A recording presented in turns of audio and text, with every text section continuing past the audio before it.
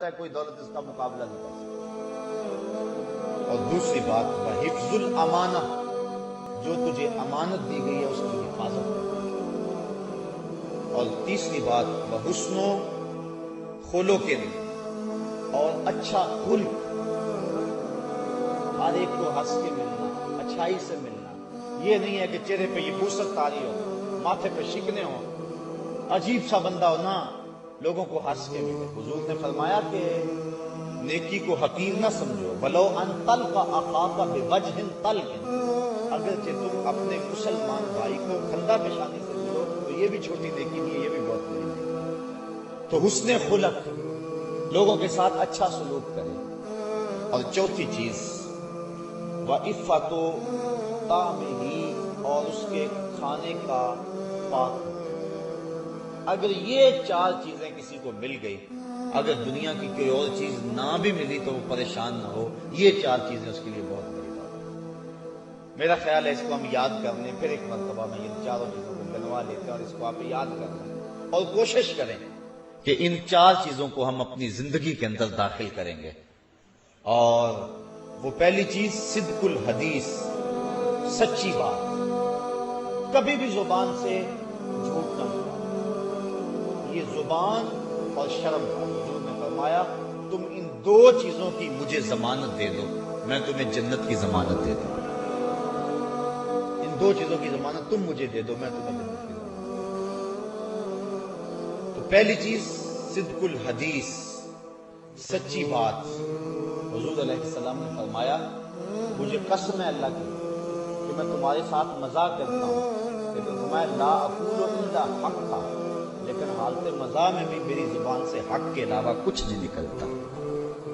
بعض کا لوگ مزاح میں جھوٹ بولتے ہیں، کہا جانا۔ ابن عمر لکھتے تھے، کسی نے منع کر دیا کہ حضور کبھی غصے میں ہوتے ہیں کبھی مزاح میں ہوتے ہیں تو تم لکھ لیتے ہو، تو حضور نے فرمایا لکھتے نہیں ہو؟ عرض کی حضور مجھے روک دیا گیا، کہا اکتب فوالذی نفس بیدی، فرمایا لکھا کرو، مجھے قسم ہے اس کی جس کے قبضے میں میری جان ہے، اس زبان سے حق کے علاوہ کچھ بھی نہیں نکلتا۔ مزاح میں بول رہے ہو یا غصے میں بول رہے ہو۔ بعض کا بندہ غصے میں آ جاتا ہے، اس وقت بھی بے قابو ہو جاتا ہے۔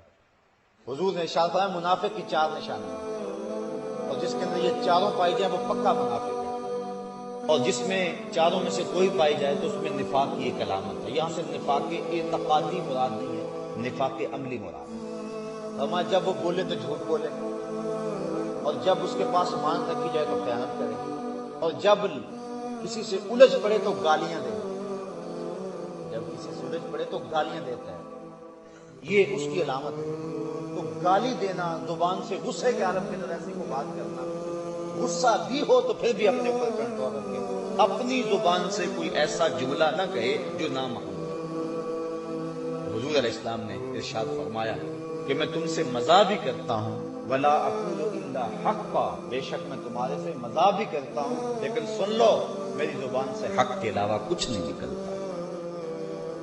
وہ دہن جس کی ہر بات وحی خدا، وما ينطق عن الهوى ان هو الا وحی یوحی، کیونکہ حضور اللہ کی مرضی کے بغیر بولتے ہی نہیں۔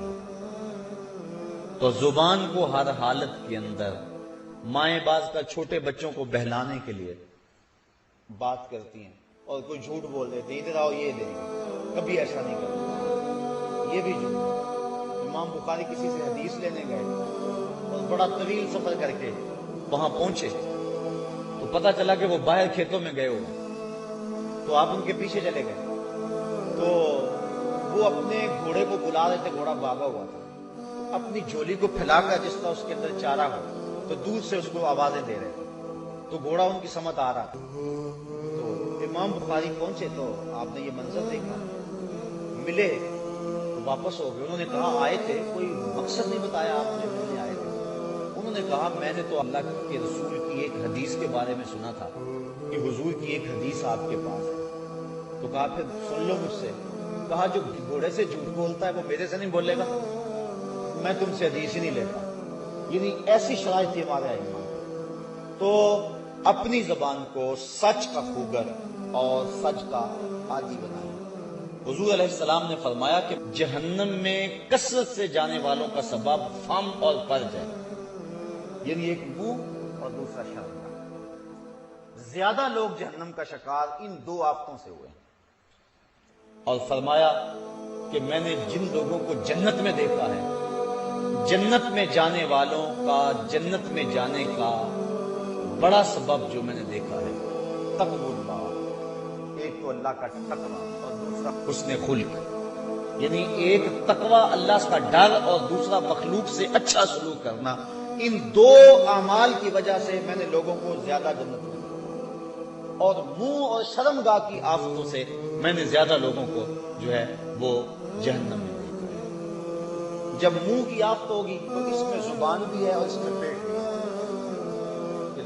زبان کا چسکا، زبان کی غذا، وہ چگلی غیبت بھی ہے، وہ جھوٹ بھی ہے اور وہ غذائیں بھی ہیں۔ لیکن بعض حدیث میں فم کی جگہ بطن ہے، یعنی پیٹ کی وجہ سے شرمگاہ کی، اور اگر بطن ہے تو یہاں فم سے مراد پھر کھانا ہو۔ لیکن دوسری حدیث جہاں حضور فرمایا کہ مجھے تم ضمانت دے دو جو تمہارے دو جبڑوں کے درمیان اور جو دو ٹانگوں کے درمیان ہے، میں تمہیں جنت کی ضمانت دیتا ہوں، تو اس فم سے مراد پھر جو ہے وہ زبان کا معاملہ ہوگا۔ جب صبح ہوتی ہے سارے اعضائے بدنیاں زبان کے آگے ہاتھ جوڑتے ہیں اور کہتے ہیں کہ تو ایسی کوئی بات نہ کرنا، بات تو کرے گی سزا ہمیں ملے گی۔ تو دو چیزوں کی اہمیت بہت ساری ہے، ایک حلال کے لقمے کی اور ایک زبان کو سچ کا کھوگر بنانا۔ آج کی اس نشست میں یہی میں آپ کے سامنے بیان کرنا تھا۔ حضور نبی رحمت صلی اللہ علیہ وآلہ وسلم نے حضرت معاذ رضی اللہ تعالیٰ عنہ کو ایک ارشاد فرمایا، بلکہ وصیت فرمائی، وہ وصیت سن لیں۔ فرمایا اوصی کا بتقوی اللہ وصدق الحدیث واداء الامانہ والوفاء بالعہد وبذل السلام وخفض الجناح، کہ میں تجھے اللہ سے ڈرنے کی، سچی بات کہنے کی، امانت کو ادا کرنے کی، وعدوں کو پورا کرنے کی، اور السلام علیکم کو پھیلانے کی، اور اپنے بازوں کو سکیڑنے کی وصیت کرتا ہوں۔ یہ وصیت حضور نے اپنی امت کو فرمائی۔